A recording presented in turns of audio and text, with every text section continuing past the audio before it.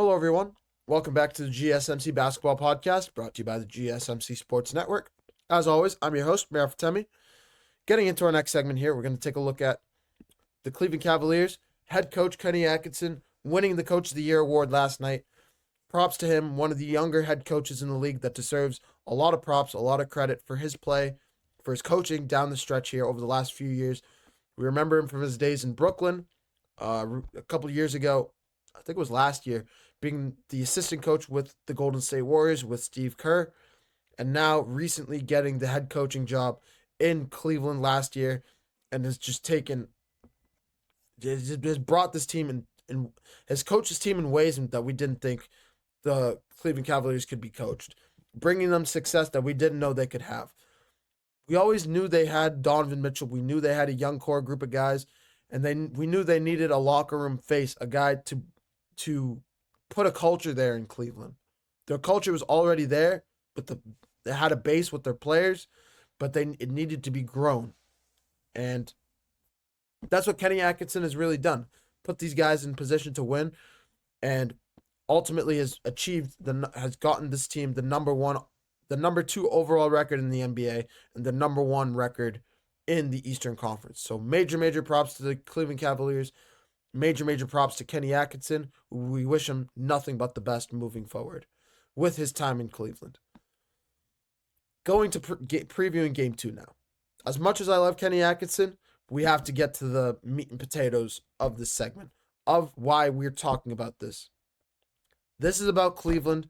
This is about Indiana. This is about two teams that match up with each other so well, two teams that emulate each other. The depth of the Indiana Pacers going up against the depth of the Cleveland Cavaliers. The Indiana Pacers, as a Celtics fan, it's hearing it now. I've read a lot about this over the last few days. It seems like I'm the Celtics organization and Celtics fan in general. We were the only ones that knew how good Indiana was. I don't know if it's just us. I don't know what's going on. But Indiana is one of the best teams in the Eastern Conference. Outside of Cleveland and Boston, they are number 3, and they're not that far off from those top 2 seeds, I'd say. Plain and simple. You have to play them tough for 48 minutes. You can't get your foot off the gas for a minute, because this team can erase a lead in a blink. Their 3-point shooting is unbelievable. Their depth is unbelievable. You have 6-7 guys that can go for 10 plus points whenever they want. You have Tyrese Haliburton, who's playing, I'll say it, Magic Johnson-esque outside of his defense. I'm not saying Magic's defense. Ignore that. But think offensively.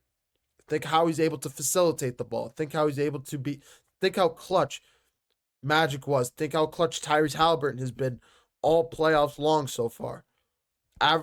Averaging a double-double these playoffs in terms of assists and points.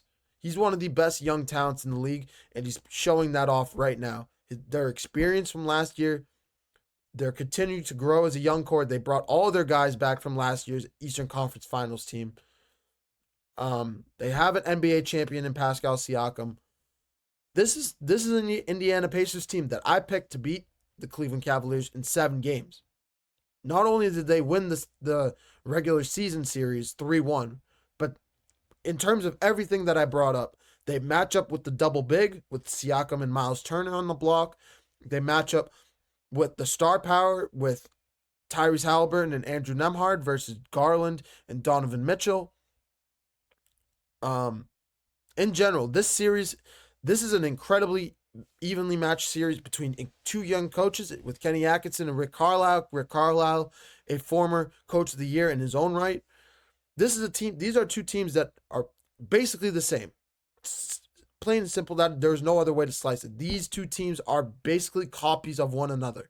And each game is hard fought. Each game is close. Each game is going to be this is a series that's going to go 7 games easily. Pacers took game 1 in Cleveland. I expect Cleveland to win game 2. I expect Donovan Mitchell to take the bull by the horns and just probably go off for 30, if not 40 points in this one, because his production is going to be key in the Cleveland Cavaliers getting their offense going early on. The key factor, though, of course, in this one is Darius Garland. Darius Garland missing game one due to I think it was ruled as a left toe hyperextension. Whatever that means, he needs to be back in game two. Because this is a must-win game for the Cleveland Cavaliers. If you go down 2-0 going back to Indiana, I'm not saying you have no chance, but you need Darius. It would be much better if you went if you split in Cleveland and then you're able to split in Indiana, making it a best-of-3 series, 2-2 back to Cleveland. That is the best case scenario right now for the Cleveland Cavaliers. So that's my take on it. They need Donovan Mitchell to take the lead early.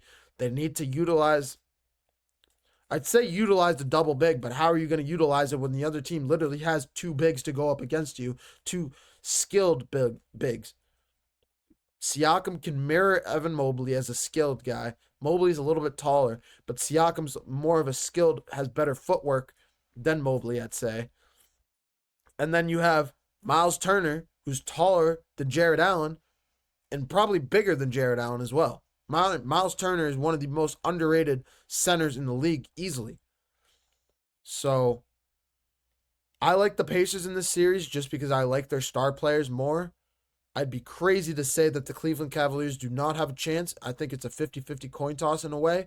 I'm just picking skill, but I think Cleveland has a 50-50 shot in this one. It's literally can go either way. But Cleveland, this is a must-win game for Cleveland.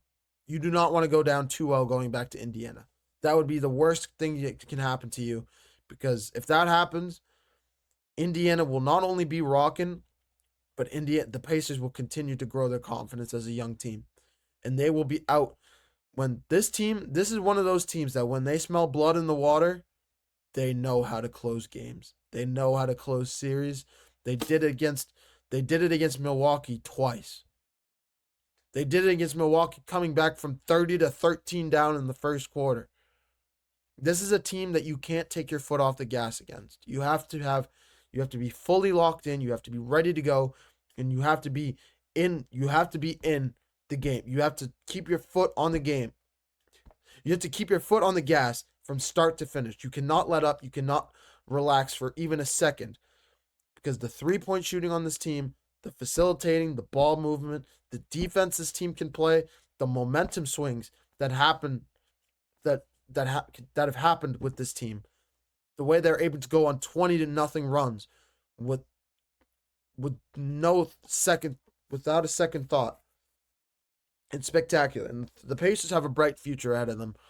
They're probably one true scorer away from being one of the best teams in the Eastern Conference. One legitimate, reliable veteran scorer, I'd say, from being one of the best teams in the Eastern Conference.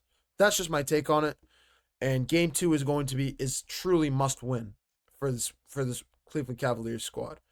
Kenny Atkinson will have he's just won Coach of the Year. He's going to need to scheme something beautiful up for this Cleveland Cavaliers squad. If the Cavs can win decisively, I think it would just rule better. It would make it better for their confidence. I think it would just be better for their morale and in general if they won this game decisively, because it would make it give themselves more of an opportunity to steal one in Indiana. That's just my take. But yeah, in Game 2, I'm probably gonna have to. It's a must-win game for the Cavs. I have the Pacers in 7. I think the Pacers could steal this one as well, but I have to roll with Donovan Mitchell. I think his expertise, his veteran play style is going to shine through in this one, and I got the Cavs winning this one by 6 to 8 points. I don't think I can pick against the Cavs in this one. I would be crazy if I did. I would be nuts. I don't think I can. So I gotta pick the Cavs. But I'll have this series to recap on tomorrow's show as well. So we'll talk a little bit more about this series tomorrow. But I'm gonna take one last short break. Coming up next, we're gonna switch gears off of live basketball actually, and switch gears over to something that happened over the weekend. Greg Popovich being promoted from coach, or leaving his coaching position and going up into the front office as officially the team president for the San Antonio Spurs. Major props to Greg Popovich after 29 years of coaching in the NBA.